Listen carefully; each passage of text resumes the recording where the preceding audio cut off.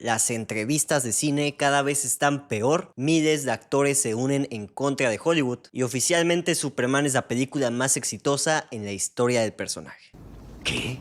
Recuerden activar la campana para ver los videos antes que nadie. Comenzamos. Tenemos que hablar de lo bajo que han caído los reporteros de cine. No es la primera vez en el canal que se mencionan muchos casos en el que los diferentes reporteros o entrevistadores terminan metiendo la pata a niveles vergonzosos, resultando en clips que te salen en redes sociales y es mejor evitarlos a menos que estés dispuesto a morir de una sobrecarga de cringe y pena ajena. Where do you live, Spider-Man? Where do I? Where do you live, Spider-Man? Anteriormente vimos los casos de la prensa mexicana en el estreno de Dune Parte 2, donde hicieron preguntas muy incómodas, nada que ver con la película o de plano metiéndose en temas personales llegando al chisme. Recientemente también estuvo el caso de Los Cuatro Fantásticos, donde muchas de las preguntas casi eran acoso a Pedro Pascal con muchas interrogantes absurdas. You know you're the daddy of the internet, right? Y no está de más recordar al cuate que le pidió a ChatGPT que se aventara las preguntas. AI is not the tool I thought it was for writing questions.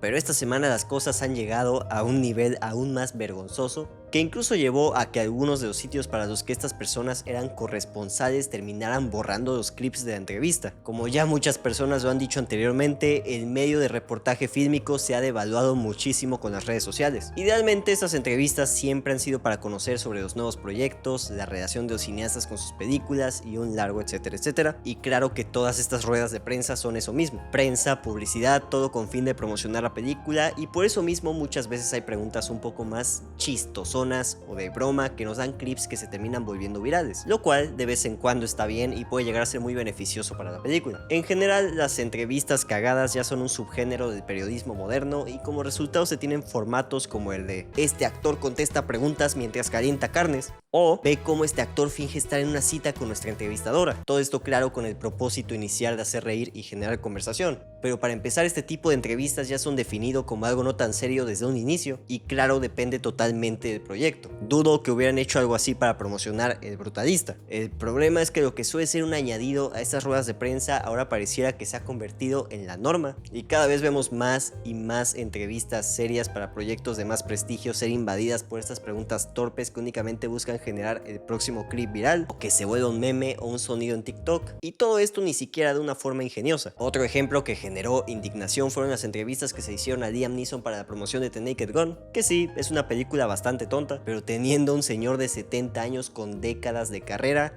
muchas entrevistas eran literalmente enseñarle la bubus y preguntarle qué opinaba de ello. No estoy exagerando. Y ahora, dos casos dieron mucho de qué hablar esta semana. El primero fue una entrevista para la película After the Hunt que explora a una chica que acusa a un hombre de abuso. En esta entrevista, donde estaban presentes Julia Roberts, Andrew Garfield y Ayo Edebiri, la entrevistadora únicamente se dirigió a los primeros dos para preguntar lo siguiente. What we lost during the politically correct era and what we have to expect in Hollywood after the Me Too movement and the Black Lives Matter are done. The two of you, Andrew and Julia. De inicio, pues la pregunta estuvo medio rancia y esto se puede notar en la reacción que tuvieron cada uno de los actores. Y sí estuvo demasiado extraño como ello fue excluida exclusivamente de una pregunta sobre el Me Too y el Black Lives Matter, cuando ella era la única mujer negra en la entrevista. Incluso Julia Roberts, indignada, le dio la oportunidad de volver a decir para quién era la pregunta y aún así lo volvió a decir. Can you repeat that? And with your sunglasses on, I can't tell which of us you're talking to, so. A lo cual respondió alzando la mano diciendo lo siguiente. Sorry, I know that that's not for me, and I don't know if it's purposeful if it's not me, but I just am curious. I don't think it's done. I agree It's with not you. done. I don't think it's done at all. Esto para hablar sobre cómo estos movimientos no han terminado y cómo siguen siendo relevantes. Obviamente todo esto se volvió súper viral en redes sociales y generó mucha indignación. Y el otro caso fue durante la premiere global de la nueva película de Paul Thomas Anderson, Una batalla tras otra, donde, nada que ver, su servilleta estuvo presente. Esta película es para muchos de las más esperadas del año, teniendo a uno de los directores estadounidenses más aclamados de la actualidad y un elenco de primer nivel incluyendo a Leonardo DiCaprio, Sean Penn, Benicio del Toro, Regina Hall y muchos otros más. Con una película de este calibre, uno esperaría que las preguntas estén al nivel, ¿verdad? Mark Molkin es un entrevistador de Variety que durante la alfombra roja se dio a sí mismo la misión de entregarnos las preguntas más incómodas, molestas y tontas que se hayan visto en los últimos años. A Leonardo DiCaprio, una de las más grandes estrellas de la historia, le fue a preguntar que si estaba difícil actuar las escenas donde se estaba poniendo pacheco, pregunta a la cual DiCaprio intentó refutar juguetonamente hablando sobre cómo era pura actuación, pero el cuate insistió e insistió en lo mismo, insinuando otras cosas. Is it hard to act so stoned? It's acting. You gotta I know, act. it's easy for you. But you just gotta act. You know? Your best stoned mug. Pero la peor de todas probablemente fue la de Chase Infinity, de quien esta es su primera película y con un equipo de personas muy consolidadas. Ahí fácil podía sacar 10 minutos de una gran entrevista, pero este cuate le llegó a hacerle la pregunta más infame con esa palabra maldita con la que todos los entrevistadores por alguna razón están obsesionados. Así es, ¿qué se sintió llamar papi a Leonardo DiCaprio? What's it like calling Leonardo DiCaprio daddy? Well, did not think that it would be something that I would do. En serio, ¿de dónde sacan estas personas? Miles y miles de actores firman una petición muy importante y se van en contra de Hollywood. En los últimos años se ha visto uno de los conflictos internacionales más grandes de la historia, pues el Estado de Palestina ha sido blanco de ataques constantes que han diezmado a la población, de lo cual se han tomado muy pocas medidas para proteger a sus habitantes, detener esta violencia o sancionar a los involucrados. Este es un tema bastante complejo, con muchos matices y políticas involucradas, y por lo tanto les invito a que se informen e investiguen al respecto. Pero que lo hagan en serio, aunque sea leyendo en Wikipedia. No vayan a ir a preguntar a ChatGPT o a informarse con un TikTok de un güey que cree que la mayonesa causa problemas cerebrales. Muchos artistas han expresado su apoyo a Palestina en medio de esta tragedia, y eso ha llevado a muchas críticas y consecuencias. Uno de los ejemplos más claros fue el de Melissa Barrera, que fue despedida de la saga de Scream por su apoyo a la causa, y de quien podríamos decir entró en una lista negra y se quedó sin carrera en Hollywood por completo. Aún así, cada vez más y más personas han levantado la voz y han tomado acciones al respecto, pero lo que sucedió esta semana es algo sin precedentes. Casi 4,000 personas en la industria acordaron no trabajar para ninguna empresa cinematográfica que apoye este suceso, negándose a proyectar películas y aparecer o trabajar con instituciones israelíes implicadas en el diezmo y apartheid por el que está pasando el pueblo palestino. De esta forma buscan hacer lo que está en su poder para disminuir los fondos destinados a cometer estos ataques y, claro, usar su popularidad para hacer conciencia. Entre los nombres que acordaron están Andrew Garfield, Joaquin Phoenix, Yorgos Lanthimos, Elio de Beery, Nicola Coughlan, Emma Stone, Mark Ruffalo y muchos más. Aún es muy temprano para ver las consecuencias que esto va a tener en las producciones, si esto va a ser algo similar a las huelgas o no, pero genuinamente es impresionante que tanta gente se sumara sabiendo que es un tema bastante polémico en Hollywood. Ya es oficial, Superman sí fue un éxito.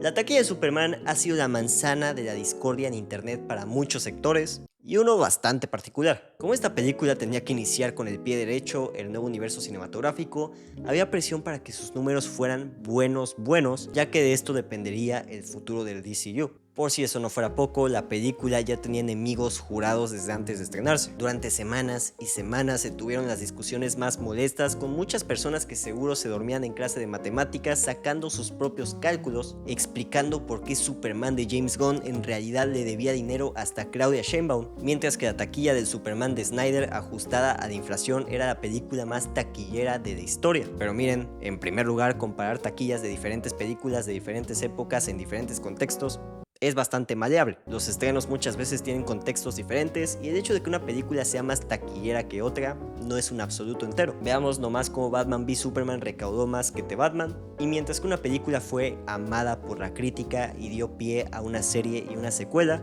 pues la otra fue vapuleada y causó el inicio del fin de todo un universo cinematográfico. Superman, aun si no lograba superar otras cintas, logró reconectar con la gente, revivir el fanatismo por el personaje y asegurar nuevas historias de este universo. Y ese es un éxito bastante grande por su propia cuenta si tenemos en cuenta que la marca de DC en el cine estaba más que muerta. Dicho eso, en segundo lugar, ya se tienen datos de las ganancias netas de Superman y las cifras son bastante buenas. Una vez más, puede ser complicado calcular de forma externa las ganancias de una cinta, pues además de recuperar el presupuesto, está el tema de los gastos de marketing y el porcentaje que se lleva en las salas de cine. Por eso, en muchos casos, lo mejor para estar seguro es simplemente esperar las declaraciones donde los estudios nos hacen saber cuánto ganaron oficialmente con sus películas, como cuando en Marvel hace unos meses contaron que Quantumania recaudó 10 millones de bolívares. En este caso, de forma oficial, las ganancias netas de Superman, solo contando cines, fueron de alrededor 125 millones de dólares. Cabe recalcar que inicialmente este dato vino de Variety, un medio especializado que a veces sí se saca sus cosas bastante dudosas, como por ejemplo una de las entrevistas de las que se habló al inicio del video, pero luego esto fue retomado por muchos sitios más corroborando los datos. Ojo, de nuevo, esta cifra de 125 millones no tiene en cuenta la venta de mercancía como lo son juguetes, playeras, helados de Superman, capas para perros, ventas de Blu-rays, etcétera, etcétera, etcétera. Revistas, pantuflas, camisetas, pelotas, llaveros, álbum coleccionable, muñecos de vinil, títeres, lámparas, chicles, loncheras, relojes, jabón. Y muchos podrían decir, no, pues si eso ganó Superman, entonces ¿cuánto habrá tenido de ganancia Man of Steel, que recaudó 60 millones más? Y es una pregunta bastante válida. Man of Steel oficialmente tuvo una ganancia neta de 42.7 millones de dólares. Y antes de que se digan las palabras mágicas, este es el monto ajustado a la inflación. Y muchos se preguntarán cómo es que esto puede tener sentido si Man of Steel recaudó mucho más. Bueno, pues hay un factor clave, y es que por semanas se estuvo haciendo burla a la película, ya que se presumía mucho que esta se convirtió en la película más taquillera del personaje a nivel doméstico, o sea, en Estados Unidos, pero que aún así no logró superar a su versión anterior globalmente. Por X o por Y, Superman de James Gunn no tuvo el mejor rendimiento en taquilla extranjera, y ahí hay muchas cosas que analizar, o motivos políticos y de negocios, como lo es todo el tema con China, pero aún así resulta ser que lo que hizo en Estados Unidos sí fue una cantidad brutalmente impresionante, siendo incluso de las mejores películas en la historia de DC en este país. De hecho, como les había comentado, Batman v Superman, a pesar de haber recaudado más que The Batman resultó ser más exitosa por esto mismo. La taquilla de Estados Unidos beneficia muchísimo más a la productora, ya que en el extranjero los porcentajes de los cines son mucho menos favorecedores. Así que esta puede ser la principal razón del por qué los ingresos fueron tantos, y también del por qué confirmaron tan rápido una secuela. Y sí, esto convierte a Superman de 2025 en la película más exitosa del personaje en la historia. Warner sigue haciendo historia en taquilla, pero su próxima película podría tirar todo para abajo. Por mucho rato ya le hemos tirado a Warner, a veces en plan de crítica por sus malas decisiones, y a veces en plan de burla por sus malas decisiones. Miren, el punto es que Warner no ha sido la mejor empresa productora que digamos, y llevaban años pagando los platos rotos, con uno que otro éxito que volvía a dar esperanza, y muchos más flopazos que seguro le sacaban canas verdes a los inversionistas y a David Zaslav. Este año empezaron con el pie izquierdo gracias al estreno de Mickey 17, que si bien fue una película muy disfrutada y un proyecto apasionado del director Bong Joon-ho, pues no es lo que le podríamos llamar un éxito que digamos. Sin embargo, así como un equipo deportivo chafa en una película motivacional o a lo Disney Channel, recibieron un milagro que de un momento a otro cambió la suerte de Warner por completo. Hace tiempo les conté cómo esta empresa le estaba rompiendo con todos sus estrenos, pues habían soltado consecutivamente muchas películas que abrieron con números más que excelentes, específicamente todas con más de 40 millones a nivel doméstico, o sea en Estados Unidos, rompiendo un récord histórico. Y todas estas películas también significaron cosas muy especiales para sus respectivas sagas y subgéneros. Y luego también tenemos Minecraft, pero bueno, ya se ha hablado demasiado de eso, al punto que si escucho Chicken Hockey, mi reacción inmediata es hacerme bolita. Por si lo olvidaron, las películas que lograron esto fueron Minecraft, Sinners, Destino Final, Fórmula 1, Superman, Weapons y ahora El Conjuro 4. Como dije, la mayoría de estas películas significaron algo importante, como por ejemplo Sinners, Fórmula 1 y Weapons, las cuales fueron historias originales que resonaron con la audiencia y se volvieron grandes éxitos, mientras que Superman ya aseguró el futuro del DCU. Y algo muy interesante es que muchas de estas películas son de terror, un género históricamente subestimado. Weapons por sí sola ya juntó 250 millones con un presupuesto de solamente 38, una ganancia increíble que seguro llevará a Warner a apostar por más propuestas originales, y claro, también por su director Zack Schreger. Y ahora escuchen esto, El Conjuro 4, que ya es una saga establecida, recaudó 194 millones a nivel global con un presupuesto de 55, todo esto en su primera semana, poniéndola como el mejor estreno para una película de terror en toda la historia de la humanidad, agarrando las taquillas acumuladas de esas películas y restando de los gastos de mercadotecnia y luego los porcentajes que se llevan los cines, han tenido una ganancia neta de $600 millones sin contar lo que está haciendo ahorita El Conjuro. En serio, Warner ha tenido muchísima suerte, pero puede que esté por acabarse. Como les comenté la vez pasada que toqué el tema, muchos han hablado sobre cómo es muy probable que la cinta que rompa esta racha sea Una batalla después de otra, la nueva cinta del aclamadísimo director Paul Thomas Anderson, que también es la más cara de toda su carrera. Anderson nunca ha sido un director muy taquillero que digamos, pero aún así le tuvieron buena fe y le soltaron un inmenso presupuesto de $140 millones, por lo que esta película representa una gran apuesta que, como hemos visto, podría dar sus frutos si no fuera porque Warner no tiene la menor idea de cómo vender esta película. Si bien el PTA tiene sus fans que están más que apuntadísimos para ir a ver la película y se tienen factores muy atractivos como lo son el elenco o el formato de filmación, pues para el público general no hay un atractivo tan grande y Warner no ha sabido cómo promocionarla.